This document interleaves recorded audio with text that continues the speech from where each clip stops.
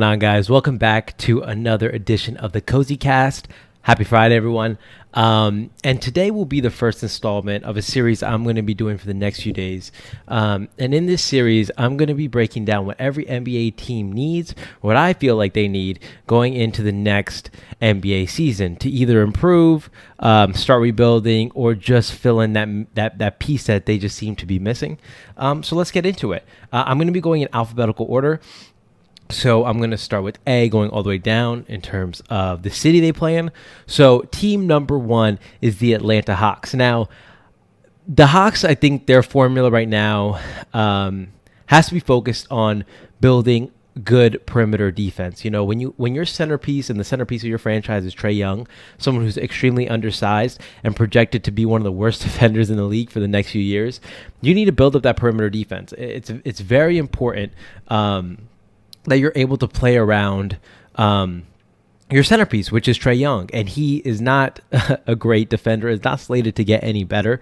And that's what they've been doing. I mean, if you look at who they've drafted last year, in Hunter and Reddish, like they're building those pieces to help out Trae Young on the perimeter at a defensive standpoint. But I think we're going to see a few leaps offensively from a few young players, John Collins, Herter, Cam Reddish this season. So I think this team is going to improve a little bit. I don't think they're going to have a crazy jump, but I think they're going to improve a little bit this upcoming season. But I think they need to focus on perimeter defense and getting some of the young guys comfortable and involved in the offense.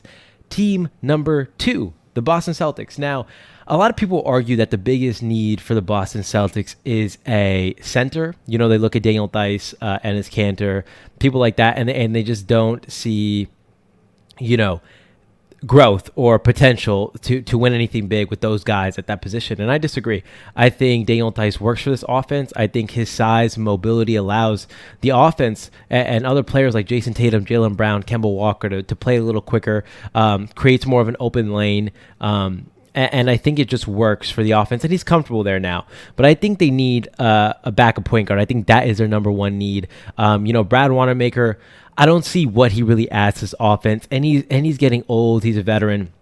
Marcus Smart is just better off the ball. Like, he's not as much of a facilitator, and he's not going to get the right guys the ball most of the time. And someone like Carson Edwards, he's still super young, and he's also, like I said about Marcus Smart, he's a score first point guard. Carson Edwards is. So he's not going to be facilitating the offense anytime soon. So I think bringing in someone that can slide in when Kemba Walker slides out and that offense doesn't have much of a hitch in their getup in that transition period, I think that's going to help the Boston Celtics a lot. So I think a backup point guard is what they should focus on. And team number three, my favorite team, the Brooklyn Nets, what I think they need to work on going into 2020 and 2021 season is bringing in two things. One thing tangible, one not. The tangible thing is shooting. I think they need to bring in another shooter, especially if Joe Harris ends up leaving in free agency, because that's going to be a big void that they need to fill.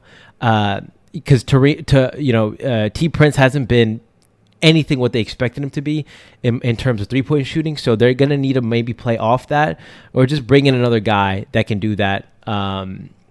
And the second thing is wisdom. I think they need to bring in a few clubhouse guys, some glue guys that will help this team, not on the court, but mainly off the court. Of course, it will help with their on-court chemistry, and I think the value of that will be, immeasurable. But I think they need to bring in guys that will just help this team glue and gel off the court, in the clubhouse, when things get a little tricky, because you have a lot of big personalities here. Brooklyn is not lacking talent. They're most certainly not lacking talent. So, moving into this next season, they need to focus on chemistry and building a team that wants to play together and that is mentally strong. But those are three teams for today. I'm going to do another three teams tomorrow, so stay tuned for that. And thank you guys.